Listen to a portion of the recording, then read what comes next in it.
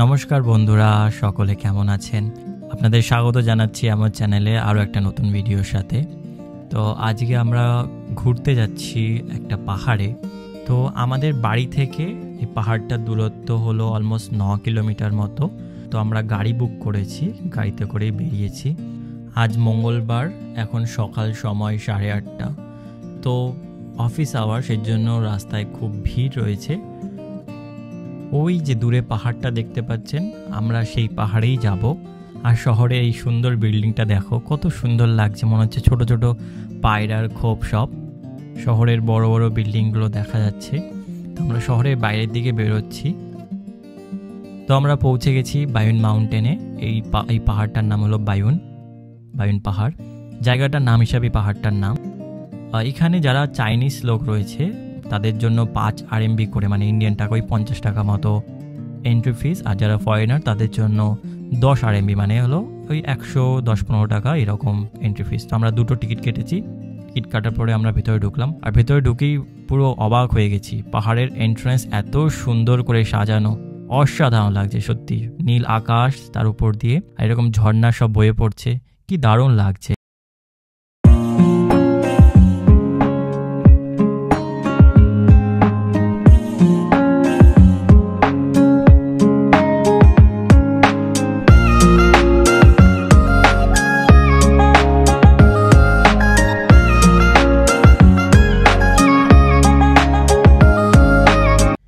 তো আমাদের চোখে সবার প্রথমে এইটা পড়েছে। ওই দেখো দূরে ওয়েডিং শ্যুট চলছে।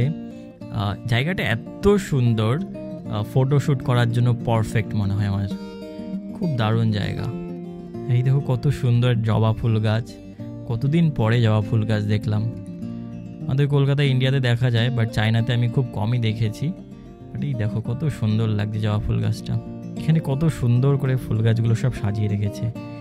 Leaves are falling golden hue, crisp air whisper skies so blue.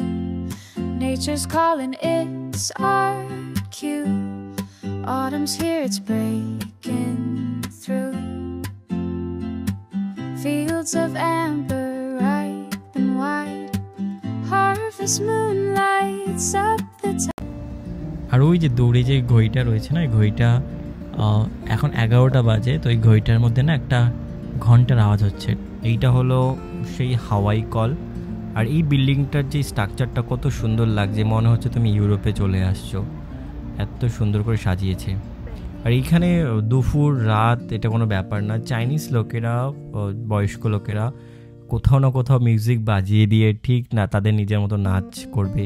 তো এই পাহাড়েও কোনো ব্যতিক্রমই নেই, পাহাড়েও কিছু মানুষ এসে তারা নাচছে। তো এখন আমরা চলে এসেছি হলো ওই কেবিল কার দিয়ে আমরা যে পাহাড়ের উপরে যাব সে এন্ট্রান্স গেটে। আমরা অলরেডি টিকিট নিয়ে নিয়েছি। আমাদের কেবিল কারে এক একটা টিকিট পড়েছে 50 RMB করে। 50 RMB মানে ইন্ডিয়ান টাকায় 500 টাকা মতো, 550 টাকা মতো। তো আজকে হলো মঙ্গলবার, তো সেজন্য ভিড়টা কম। এই যে ব্যারিকেডগুলো দেখতে পাচ্ছ না, যখন হলিডে হয়, মানে চাইনিজ হলিডে বা চাইনিজ কোনো ফেস্টিভ্যালের সময় বা সামার হলিডের সময়, তখন এত পরিমাণে ভিড় হয় মাউন্টেনের দিকে। তো সবাই কেবিল কারের দিকেও, মানে কেবিল কারে চড়ার জন্য আসে। তো এই পুরো ব্যারিকেডটা এই মানুষদের সিস্টেম্যাটিকভাবে যাওয়ার জন্য করে রেখেছে, মানে এতটাই বড়। আর এখানে সব ডেসক্রিপশন দিয়েছে যে বায়ুন মাউন্টেন সম্বন্ধে, কোন ডাইনেস্টিতে, মানে কোন সাম্রাজ্যের সময় বায়ুন মাউন্টেনের পরিধি কতটা ছিল। এইখান থেকে ইভেন এরকম বলেছে ভিয়েতনামের দূরত্ব কতটা এই মাউন্টেন থেকে, সেই সবও এখানে মেনশন করেছে। অলমোস্ট 1700 কিলোমিটার দূরে এখান থেকে ভিয়েতনামে। তো এগুলো সব মেনশন করেছে এই ডিসক্রিপশনে। চলে এসছে আমাদের কেবিল কার। তো আমাদের আগে আরও 4 জন আছে, তারপরে আমরা উঠব। এটা আমার জীবনের প্রথম অভিজ্ঞতা কেবিল কারে ওঠা। এর আগে কখনো উঠিনি, দেখব কীরকম অভিজ্ঞতা হয়। তো এই যে স্ট্রেচটা, মানে পুরো কেবিল কারের যতটা দৈর্ঘ্য, অলমোস্ট 4 কিলোমিটার মতো, আর যেতে আমাদের 10 মিনিট লাগবে। তো এই দৃশ্যগুলো তোমাদেরকে আমি স্লোমের মাধ্যমে দেখাচ্ছি।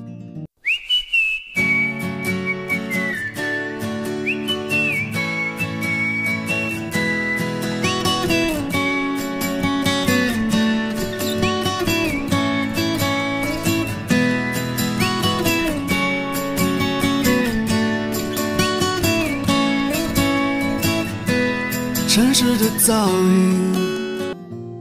তো তোমরা আমার হাসি মুখ দেখে বুঝতেই পারছো দারুণ অভিজ্ঞতা। ওপর থেকে নিচে এত সুন্দর দৃশ্য, আর উপর থেকে সত্যি বোঝা যাচ্ছে পাহাড়টাকে কত সুন্দর করে সাজিয়ে রেখেছে। তো দৃশ্য অনুভব করতে করতে পৌঁছে গেছি আমরা একদম এই কেবিল কারের যে টপ পয়েন্ট সেখানে। দাঁড়াও, নেমে তারপরে তোমাদের সাথে কথা বলছি। তো এই যে 10 মিনিটের অভিজ্ঞতা, মানে ইন্ডিয়ান রুপিস হয়তো 550 টাকা নিয়েছে, আমি জানি না ইন্ডিয়াতে কত টাকা নেয়, বাট সত্যি অসাধারণ অভিজ্ঞতা।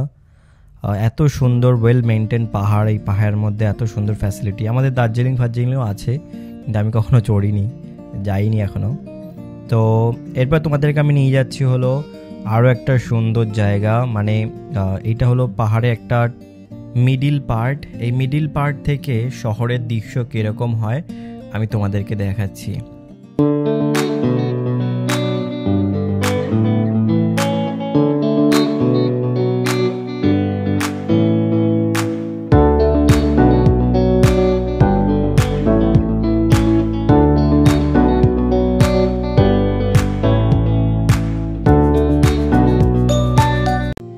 এই গেমটা দেখো কত দারুণ। কিছু বয়স্ক লোকেরা পা দিয়ে, যেমন ব্যাডমিন্টনের যে শ্যাটেল বলটা না, সেই বলটা দিয়ে খেলছে। তাদের কত সুন্দর মুভমেন্ট, বডি কি সুন্দর মুভ করছে ইজিলি। আমারও ঠাম্মা আছে, আমার ঠাম্মার বয়স অলমোস্ট 60-70 বছরের কাছাকাছি। আমার ঠাম্মা এই বয়সে শুধু করে মাজা ব্যথা এই ওই। আমার ঠাম্মার বয়সের এরাও। আমার ঠাম্মা যদি ভিডিওটা দেখে আমি যেটা বললাম, আমার তো পাক্কা গালাগালি দেবে। আর এগুলো হলো হাতে বানানো সুতো দিয়ে ফ্লাওয়ার, গোলাপ ফুল, বিভিন্ন রকম ফুলের পুরো বাকেট বানিয়ে রেখেছে, বাট খুব এক্সপেন্সিভ। এরপরে আমরা অলমোস্ট 4 কিলোমিটার মতো হেঁটেছি। হাঁটার পরে এখন হাঁপিয়ে গেছি, তো আমরা এই গাড়িতে করে পাহাড়ের চূড়ায় উঠব। এটা ঠিক আমাদের এখানকার টোটোর মতো। তারপর আমরা টোটো থেকে নেমে পড়েছি। নেমে আমরা আরেকটা জায়গায় এসেছি। এইটা হলো পাহাড়ের এখনও টপ পয়েন্টে আমরা পৌঁছাইনি। এইটা আরেকটু উঁচুতে একটা জায়গা। তো এইখান থেকে ভিউটা দেখো কত সুন্দর। অ্যাকচুয়ালি পাহাড়ে উঠলে, পাহাড় থেকে যখন লোকালিটির দিকে তাকাবে না বা আকাশের দিকে তাকাবে, একটা আলাদাই মজা লাগে। তো এই ভিডিওটা তার একটা প্রতিফলক।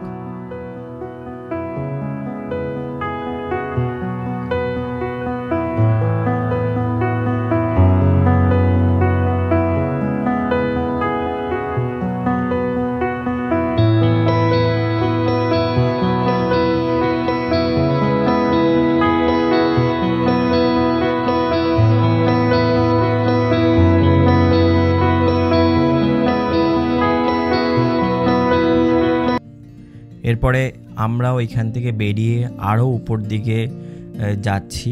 তো উপর দিকে যাওয়ার জন্য 2 রকমের রাস্তা, একটা হলো সিঁড়ি করা, আর একটা এরকম স্টিলের, মানে স্টিল বা লোহা দিয়ে তৈরি করা এরকম ব্রিজ টাইপের বানিয়ে দিয়েছে। এই রাস্তা দিয়ে গেলে কি হয়, মানে তুমি ভিউটাকে এনজয় করতে পারবে খুব সুন্দর করে। এই দেখো,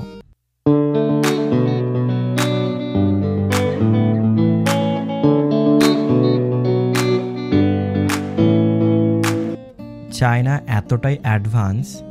দেখো পাহাড়ের হাইয়েস্ট পয়েন্টে যাওয়ার জন্য এখানেও এক্সেলেটর লাগিয়ে দিয়েছে, আর এটা সবসময় চলছে। ভাবো মানে সুবিধা কতটা দিতে পারে মানুষকে এনকারেজ করার জন্য যে তোমরা পাহাড়ে আসো, পাহাড়ে ঘোরো। আমরা মাটি থেকে অলমোস্ট 400 থেকে 500 মিটার উপরে রয়েছি, আর এত উপরে এসেও এক্সেলেটর, এটা সত্যি অসাধারণ একটা ব্যাপার।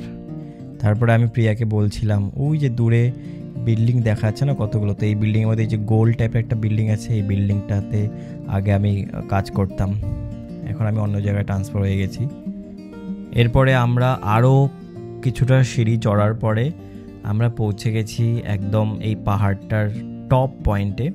এখান থেকে ওই যে অ্যারো চিহ্নটা দেখা যাচ্ছে, ওইখান থেকে বলা হয় যে ভিয়েতনাম ঠিক ওই দিকে 1700 কিলোমিটার দূরে। আর এইটা হলো আমাদের এখানে যেমন সে গাছের মধ্যে অনেক মানে দড়ি ফড়ি বেঁধে অনেকে মানুষ রাখে না, মানুষ তো এইরকম কিছু একটা ব্যাপার হয়তো। আর এখান থেকে পুরো গঞ্জ সিটির ভিউটা এইরকম, খুব সুন্দর লাগছে। এখানে এসে সবাই সবার বাড়ি দেখছে, কোথায় কার বাড়ি। তো আমরাও আমাদের বাড়ি খুঁজে পেয়েছি ওই যে দূরে এই বিল্ডিংগুলোর মধ্যে। এখানে এতটা গরম এই সময়ে, তো আমরা একদম ডাইরেক্ট চলে এসেছি নিচে। এবার নিচে আসার সময় আমরা জিপ লাইন দিয়ে এসেছি। জিপ লাইন বলতে তোমাদেরকে দেখাচ্ছি এরকম জিপ লাইন। তো আমরা প্রথমে রেডি হয়ে গেছি। রেডি হয়ে যাওয়ার পরে আমাদেরকে প্রথমে ইনস্ট্রাকশন দিয়েছে যে আমরা কিভাবে চড়বো, সব বুঝে শুনে নিলাম। তারপর কিছু ভিডিও বানিয়ে নিচের দিকে চলে আসছি। আমাদের না অ্যাকচুয়ালি ওয়েট মেপে নিয়েছিল, সবার ওয়েট মেপে নিয়ে এবার সেই হিসাবে একটা স্ট্র্যাপ দিয়ে দিয়েছে, মানে যারা কম ওজনে তাদের সবুজ, যারা মিডিয়াম তাদের হলুদ, যারা ওভার ওয়েট তাদের জন্য রেড, এরকম। তো সেই হিসাবে সেই সব লাইনে যেতে লাগছিল। তো প্রিয়ার লাইন আলাদা ছিল আর আমার লাইন আলাদা। তো আমরা লাইনগুলো খুঁজছিলাম আমাদের লাইনটা কোনটা। তারপর আমরা নিজেদের লাইনে চলে গেছি। প্রিয়ার নিজের লাইনে যাওয়ার পরে সব স্ট্র্যাপগুলো ভালো মতো বেঁধে দিচ্ছে, সেফটি গিয়ারগুলো ভালো মতো একদম চেক করে নিচ্ছে। আমাদের একটু ভয় লাগছিল, বাট আমরা খুব এক্সাইটেড ছিলাম।